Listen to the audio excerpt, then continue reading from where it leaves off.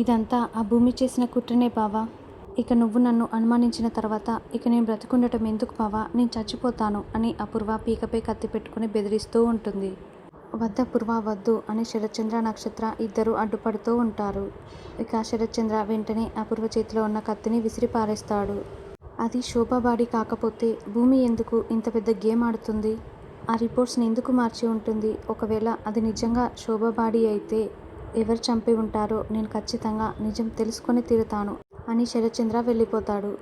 Mummy ఉన్నట్లుండి ఇలా చేసావేంటి mummy అని నక్షత్ర అడుగుతూ ఉంటుంది. అసలు ఉన్నట్లుండి ఆ సిఏ శంకర్ ఫోన్ చేసి ఏం చెప్పాడు, ఏం జరుగుంటుంది అని అపూర్వ అనుకుంటూ ఉంటుంది. అప్పుడే భూమి అక్కడికి వచ్చి సిఏ శంకర్ దగ్గర నుండి ఫోన్ ఎందుకు వచ్చిందా అని ఆలోచిస్తున్నారా అని భూమి అంటే నువ్వే ఫోన్ చేయమని చెప్పావా అని నక్షత్ర అంటుంది. అంతకుముందు జరిగిన సంఘటన మనకి చూపిస్తూ ఉంటారు. భూమి సిఏ గారికి ఫోన్ చేసి ఆ బాడీ మా అమ్మ శోభాచంద్రదే అని మా నాన్నగారికి ఫోన్ చేసి చెప్పండి సిఏ గారు అని భూమి అంటే, అదేంటి మేడం, మీ నాన్నకి నిజం తెలియకూడదని చెప్పారు కదా, మళ్ళీ చెప్పమని చెప్తున్నారేంటి అని సిఏ అడుగుతూ ఉంటాడు.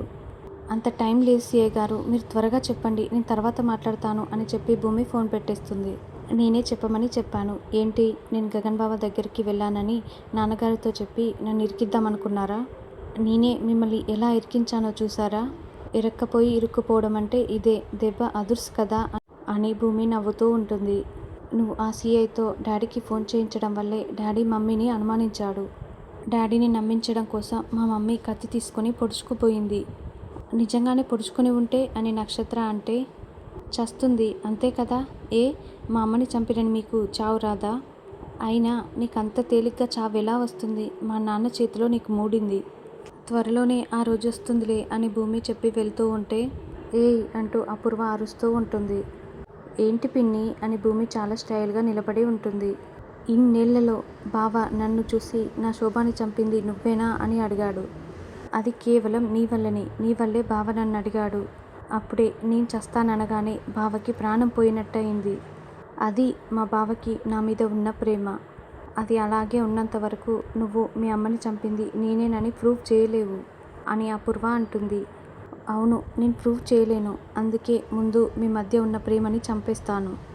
ఆ తర్వాత మా అమ్మని చంపింది నువ్వేనని ప్రూవ్ చేస్తాను. ఇప్పుడు వెళ్ళొచ్చా అని భూమి అంటుంది.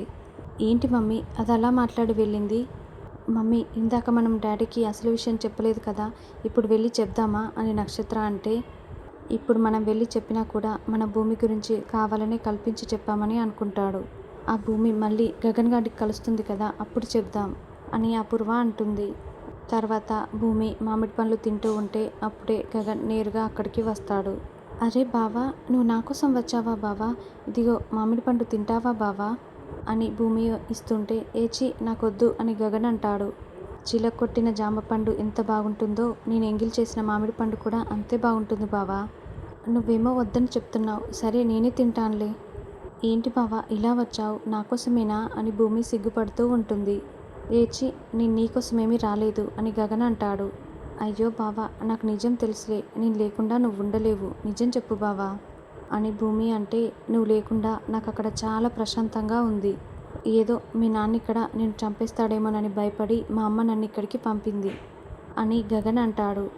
అంటే నీ దగ్గరికి పంపించడానికి అమ్మ కూడా నాతో అబద్ధం చెప్పిందా అని గగన్ అంటాడు. అత్తయ్య చెప్పింది నిజమే బావా అని భూమి అంటుంది. మరి అలాంటిదేమీ ఇక్కడ కనిపించడం లేదే, నువ్వు బాగానే ఉన్నావా అని గగన్ అంటాడు. బావా వర్షం పడి పిడుగులు పడి అంతా సర్దుకుపోయినట్లు అంతా అయిపోయింది బావా అని భూమి అంటుంది. అమ్మ ఎప్పుడు నీ గురించే ఆలోచిస్తూ ఉంటుంది. ఇప్పుడే అమ్మకి ఫోన్ చేసి నువ్వు బాగున్నావని చెప్తాను, నువ్వు కూడా మాట్లాడు అని గగన్ స్పీకర్ ఆన్ చేస్తాడు. గగన్ భూమి బాగానే ఉంది కదా అని శారద మాట్లాడుతూ ఉంటే, అమ్మ నువ్వక్కడ తనకేదో అయిపోతుందని చాలా కంగారు పడ్డావు, కానీ ఇక్కడ తనని చూస్తే మ్యాంగోస్ తింటూ కూర్చుంది అని గగన్ అంటే, ఏంటి మామిడికాయలు తింటుందా, అంటే ఏదైనా విశేషమా అని శారద అడుగుతుంది. భూమి అలా అడుగుతూ ఉంటే శారద సిగ్గుపడుతూ ఉంటుంది. అమ్మ ఆపుతావా, ఇది మామిడి పండ్ల సీజను, అందరూ మ్యాంగోస్ తింటారు, ఏదైనా విశేషం ఉంటే పచ్చి మ్యాంగోస్ తింటారు కదా అని గగన్ అంటాడు. అవును కదా మర్చిపోయానులే అని శారద అని ఒకసారి భూమికి ఫోన్ ఇవ్వు అని అంటుంది. ఇక మామిడి పండ్ల ప్లేటుని గగన్ చేతిలో పెట్టి ఫోన్ తీసుకొని, మీ లేడీస్మి మాకు చాలా ఉంటాయి అని భూమి బయటికి వచ్చి మాట్లాడుతూ ఉంటుంది.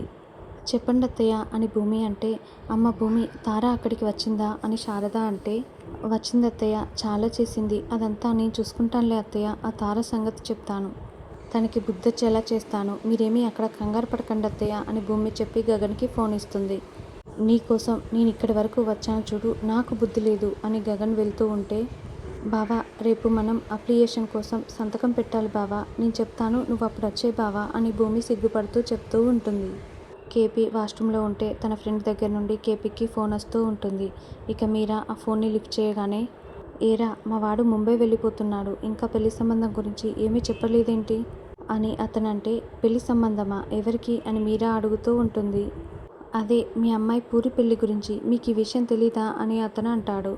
అది నా కూతురు కాదు, ఆయన ఉంపుడు గత్తె కూతురు, మీరు ముందు వెనుక ఏమీ ఆలోచించరా, అసలేమీ తెలుసుకోరా అని మీరా చాలా అసభ్యంగా శారద గురించి పూరి గురించి చెప్తూ ఉంటుంది.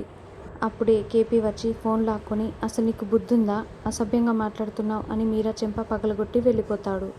ఇక నక్షత్ర తన ఫ్రెండ్ దివ్యతో కూర్చొని మందు తాగుతూ ఉంటుంది. అసలు మా డాడీ ఫస్ట్ టైం మా అమ్మని అనుమానించాడు, అంతా ఆ భూమి వల్లనే, ఆ భూమి సంగతి ఎలాగైనా చూడాలి, మధ్యలో ఈ చెర్రిగాడొకడు, వాణ్ణి కూడా ఎలాగైనా వదిలించుకోవాలి అని నక్షత్ర చాలా కోపంతో మందు ఎక్కువగా తాగుతూ ఉంటుంది. అయితే అక్కడే ఉన్న ఇద్దరు వ్యక్తులు అదంతా గమనిస్తూ ఉంటారు. ఏయ్ నీకు ఎక్కువైందే, పదవి ఇంటికి వెళ్దాం అని తన ఫ్రెండ్ దివ్య అంటే, నేను ఎక్కడికి రాను, ఇక్కడే ఉంటాను అని నక్షత్ర అంటుంది. అప్పుడే ఆ ఇద్దరు వ్యక్తులు అక్కడికి వచ్చి, అయితే పక్కనే ప్రైవేట్ లాడ్జీ ఉంది, అక్కడికి వస్తావా అని అడగటంతో, వస్తానని నక్షత్ర అంటుంది. అయితే దివ్య ఎంత వద్దని చెప్తున్నా కూడా నక్షత్రని తీసుకొని వాళ్ళిద్దరూ వెళ్ళిపోతారు.